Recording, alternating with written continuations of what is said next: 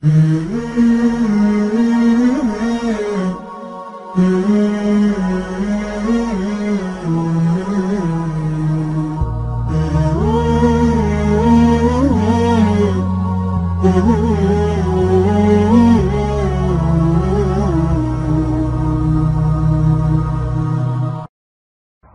know how many times we see nowadays that soldiers that come from war, that have witnessed atrocities, or in settings where there were no oversight, committed atrocities, or were silent witnesses to atrocities that their brethren committed during wars. They come back and commit suicide, or they have nightmares, or they're not able to have relationships, or they can't go to sleep, or they're all on kinds of medications, PTSD, and you name it. Not just from physical trauma.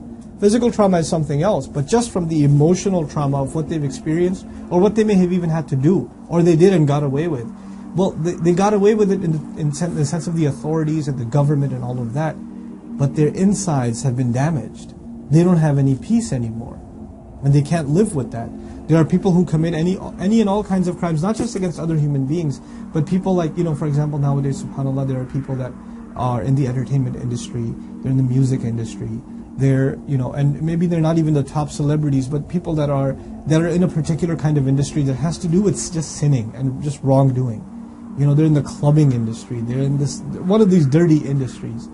These people have to literally stay on drugs to be at peace, because they're terrible to themselves and others when they're not in that state. They have to literally numb themselves away from reality to be able to cope, just to be able to cope, just to be able to deal, subhanAllah.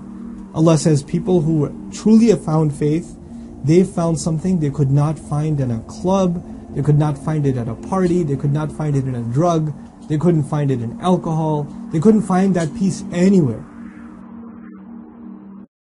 أمة الإسلام بشرى إننا نلمح فجرا في شباب قد أشادوا صحوة للدين كبرى.